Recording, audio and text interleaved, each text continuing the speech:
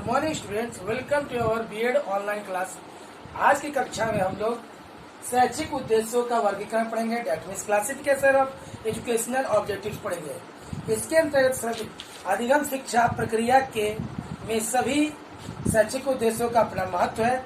उद्देश्यों पर दृष्टि केंद्रित किए बिना शैक्षिक प्रक्रिया दिशाहीन, गतिहीन रहती है तथा मूल्यांकन में भी विश्वसनीयता या वस्तुनिष्ठता संभव नहीं बन पाती। यह सर्वमत तथ्य है कि शैक्षिक उद्देश्यों के प्रत्येक पक्ष पर आवश्यकतानुसार बल देना आवश्यक है और इसके लिए आपको लक्ष्य, ध्येय, उद्देश्य एवं व्यवहारिक उद्देश्यों में अंतर समझना आवश्यक है। इसी क्रम में प्रोफेसर ब्लूम और उनके साथियों ने शैक्षिक उद्देश्यों का वर्गीकरण किया है तथा अधिक विशिष्टीकरण के लिए विशिष्ट उद्देश्य अथवा अनुदेशनात्मक उद्देश्य लेखन किया जाता है।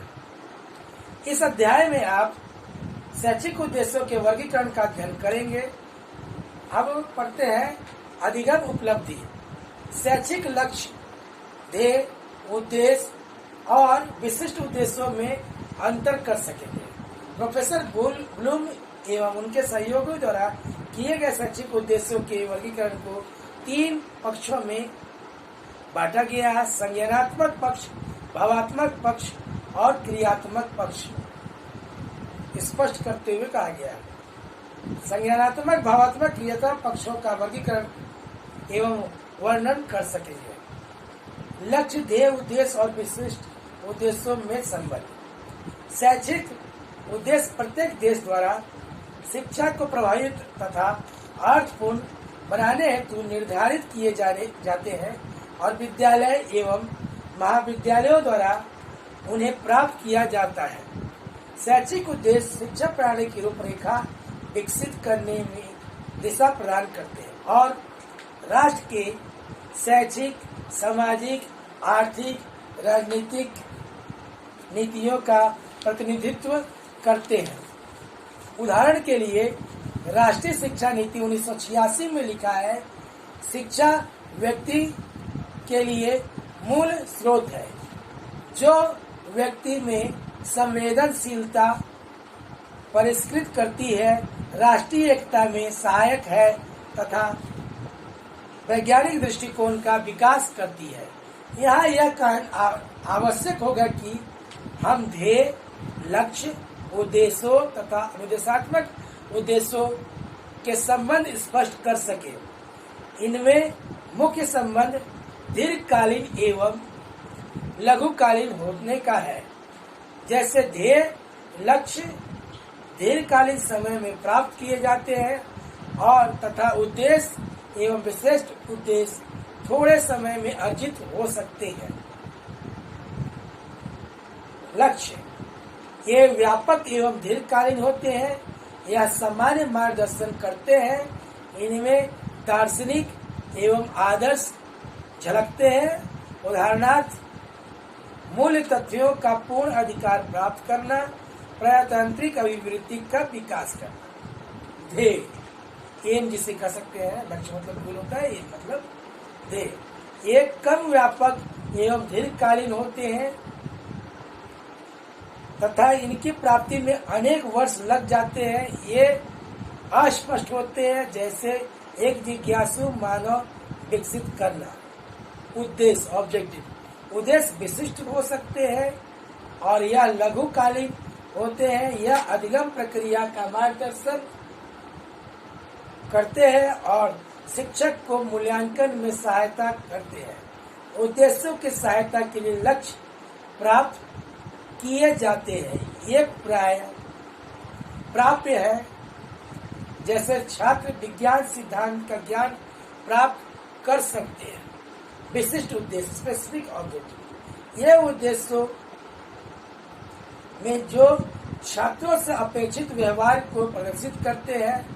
यह एक इकाई अथवा प्रकरण के अधिगम के बाद छात्र के व्यवहार परिवर्तन में देखे जा सकते हैं। जैसे छात्र मानव हृदय का चित्र बना सकेगा। अब आते हैं हम मुख्य धारा पे, जिसकी हम बात कर रहे हैं।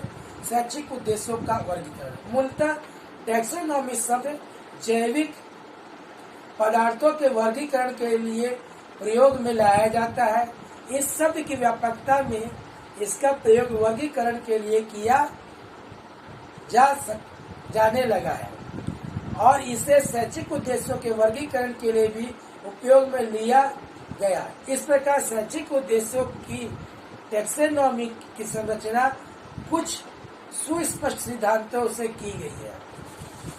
शैक्षिक उद्देश्यों की टैक्सोनॉमी निकट से प्रोफेसर बेंजामिन एस ब्लूम के नाम से संबंधित है। सन 1956 में शैक्षिक उद्देश्यों की टैक्सोनॉमी भाग 1 प्रोफेसर ब्लूम द्वारा संपादित की गई। यह संज्ञानात्मक उद्देश्यों का वर्गीकरण था और इसने विश्व ख्याति अर्जित की। इसके पश्चात प्रोफेसर D.R. केथवाल तथा सहयोगियों ने 1964 में भावात्मक पक्ष का वर्गीकरण किया और प्रोफेसर R.J. केवलर ने 1970 में क्रियात्मक पक्ष का वर्गीकरण किया। प्रोफेसर ब्लूम और उनके सहयोगियों ने शैक्षिक उद्देश्यों को 3 पक्षों में विभाजित किया: संज्ञानात्मक पक्ष, कॉग्निटिव डोमेन, भावात्मक पक्ष, अफेक्टिव डोमेन, क्रियात्मक पक्ष, साइकोमोटर डोमेन। संज्ञानात्मक पक्ष में संप्रत्यय, बोध, तथ्यात्मकता, ज्ञान तथा बौद्धिक कौशल लिए जाते हैं। भावात्मक पक्ष में परिबोध,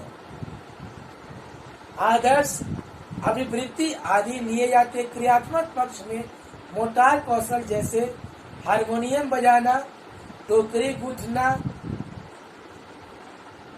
तैरना, जिनमें मोटर कार्यों का बुद्धिमानी से प्रयोग किया गया और आदि लिए जाते। इन तीनों पक्षों का आगे विशिष्टीकरण किया गया है। इन तथ्यों तीनों पक्षों में पारस्परिक सहसंबंध व सहनिर्भरता, उदाहरण ज्ञान एवं भावना में सहनिर्भरता है। प्रोफेसर ब्लूम एवं उनके सहयोगियों द्वारा संज्ञानात्मक पक्ष का वर्गीकरण किया है, जिसे निम्नलिखित पुस्तक में विस्तार पूर्वक लिखा गया है या किया गया। Taxonomy of education objectives, the classification of educational goals, handbook, cognitive domain, Benjamin S Bloom, editor 1956, David Mackay, New York. अगली कक्षा में हम लोग इसका विस्तार पूर्वक पढ़ेंगे। धन्यवाद।